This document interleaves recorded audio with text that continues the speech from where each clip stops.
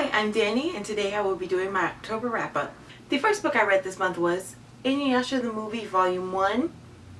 This is, well, it's basically just a graphic novel version of Inuyasha, the first movie. I take out at least maybe half the movie in this one book, and so I gave this a 2.5 star.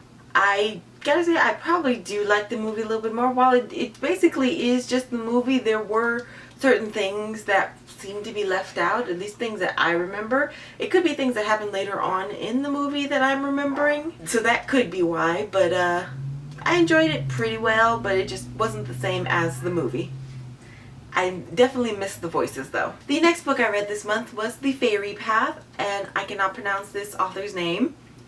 This is about a girl named Anita who finds out that she's the reincarnation of a fairy princess named Tiana. And she finds that Tiana has the power to walk between the worlds, between the human world and the fairy world, while no other fairy does. This book I liked pretty well. I thought I would love it a lot more, but I did like it. Did like the twist at the end because there is a villain in this book. I'm not going to say who in case you want to read this yourself.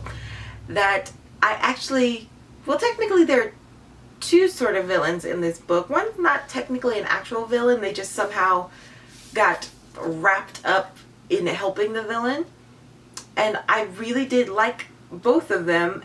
And of course you slowly find out that the true bad guy is he's just terrible. He has all sorts of bad plans, and the person helping him just kind of got wrapped into helping him. And for her, I did feel a little sorry because the main villain pretty much tricked her into helping him. And normally once I enter a book, I kind of have an idea of who I want the main character to be with. With the two love interests in this book, I just had no idea.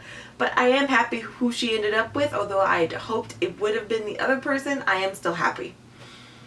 And I gave this a 3-star rating on Goodreads, and I'm definitely going to pick up the next one. And the next book I read this month, I finally managed to get to. I actually restarted again from the beginning. I didn't read the whole thing. I just mainly skimmed certain parts because there were certain things that I could not remember about this book. And that is Nobody's Princess, and I cannot pronounce this author's name either. But this is basically Helen of Troy told from when she's about 6 years old until I think she's about 14 or 15 years old.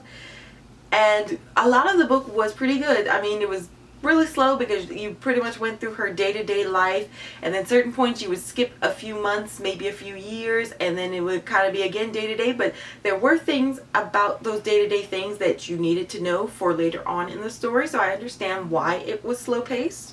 And then, of course, there was world building and politics and all this stuff in there. So like I was saying, I really did like most of this book. But it was like the last 100 pages that things just kind of went downhill. For most of this book, even when she was a little girl, she pretty much made good decisions. There were a few bad ones, but of course we all go through those. And she pretty much made her good decisions, and a few bad ones, good, but mainly good ones. And then those last 100 pages, all her good decision making just went downhill. She did things she knew she wasn't supposed to do or shouldn't have done, and she did them anyway, and she always got her and the people she was with in trouble and nearly killed, and even a few people got kidnapped. And thought from the beginning that she was a smart character. Finally, a smart character who's making all the good decisions, even though they have bad ideas, they know they're bad, and they don't do them. That just all went downhill. And I gave this a 2-star rating on Goodreads, and I am hesitant to pick up the second book. The next book I read this month was Nimona by Noelle Stevenson, and I've heard from a few other people how funny this book was and how they were in stitches and they could not stop laughing the entire book. I didn't feel the same way. It did have its funny moments. There were moments that kind of made me smile, moments that made me just give a little laugh, and then there was the beginning of the book that pretty much just made me constantly laugh. But after the first 100 pages, I really didn't laugh so much. I did like the art though. Here's a little look at it. So it had some pretty good art, and I know this started off as a web series, and then they just ended up making it into a book. I gave this a 3-star rating, and this book is definitely different from other comic books I've read. I've read some comic books set in like medieval times and some set in modern or future times. This book is kind of a mix between those.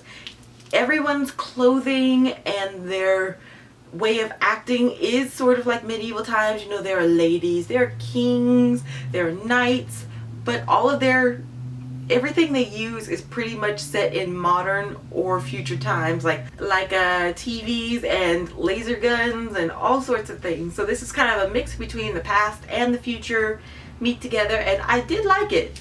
And there's these little samples in the back of the book that show like the different developments of each character, like how the character started out and then where the character ends up. And then there are just these odd little doodles every now and then. I really like that one. I find it hilarious. I wish they had added that in the book. But yeah, this book was pretty good. Not as great as I thought it would be, but it was pretty good. And I gave this a 2.5, maybe a 3-star. Well, that is my October wrap up, and I will see you guys with my next TBR. Bye!